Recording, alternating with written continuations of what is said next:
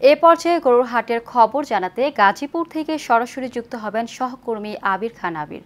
আরিফ, ঈদুল আজহার তো একদিন বাকি, হাটে ক্রেতা সমাগম কেমন দেখছেন আমাদেরকে জানান। ঈদুল আজহা আর মাত্র একটি দিন বাকি রয়েছে।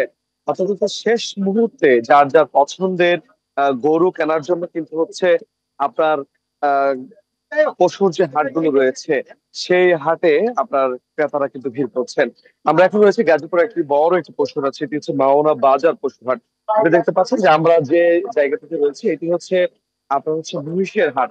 অথচ হচ্ছে বলা যায় এবার মহিষের যারা ব্যাপারী রয়েছেন তারা কিন্তু খুব ভালো সময় তারা পার করছেন।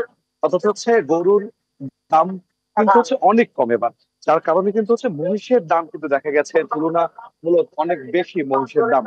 অথচ হচ্ছে যে মহিষ গত বছর 1.5 লাখের মতো করে বিক্রি হয়েছে সেই মহিষগুলো কিন্তু এখন প্রায় 2 লাখ টাকার মতো বিক্রি হচ্ছে, 1,80,000 এরকম বিক্রি হচ্ছে। কিন্তু আপনার গরুর যে দামগুলো যেটা বলি সেটা হচ্ছে আপনার প্রত্যেকটি গরুতে আপনার বড় যে গরুগুলো আছে 20 থেকে 30 হাজার টাকা কম দামে কিন্তু হচ্ছে বিক্রি হচ্ছে। অন্তত হচ্ছে আমরা এখানকার যে আপনি গরুগুলো দেখছেন, যে গরুগুলোর আপনার যারা হচ্ছে এখানে এই হাটে তুলেছেন, তারা আমাদেরকে যেটি বলছেন যে গত বছরের অনুযায়ী কিন্তু এবার কিন্তু গরুর দাম অনেক কম, যার কারণে কিন্তু হচ্ছে ব্যাপারীরা অনেকটা লোকসানের মধ্যে দিয়ে যাচ্ছে। তবে ক্রেতারা খুবই খুশি, তারা বলছেন যে এবার কম দামে তারা গরু পেয়েছেন। আর হচ্ছে আরেকটি বিষয় আপনি জানিয়ে রেখেছেন যে ছোট গরু গুলো কিন্তু বেশি বিক্রি হচ্ছে, অথচ মাঝারো আকারের যে সাইজের যে গরুগুলো রয়েছে এগুলো একটু বেশি বিক্রি হচ্ছে। অর্থাৎ হচ্ছে আপনার বড় গরুগুলো হচ্ছে ক্রেতা এক ধরনের আপনার সংকট রয়েছে।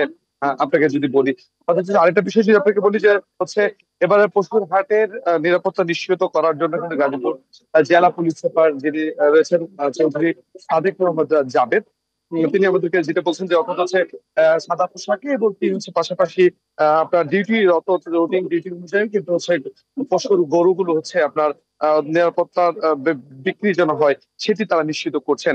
অর্থাৎ হচ্ছে গরুর বাজারে মূল্যর কথা যদি আপনাকে বলি, আবার কিন্তু আসলে গরুর যারা ব্যাপারী রয়েছেন তারা অনেকটাই আসলে হতাশ। অর্থাৎ হচ্ছে আশাস্বরূপ যে দাম সেটি কিন্তু গরুর ব্যাপারীরা পাচ্ছেন না। অর্থাৎ হচ্ছে গরু পালতে গিয়ে তাদের আসলে যে টাকা খরচ হয়েছে সেইভাবে দাম না পাওয়ার কারণে কিন্তু তারা এক ধরনের হতাশা প্রকাশ করেছেন। এই ছিল গরুর বাজারের সর্বশেষ। আবির, আপনাকে ধন্যবাদ।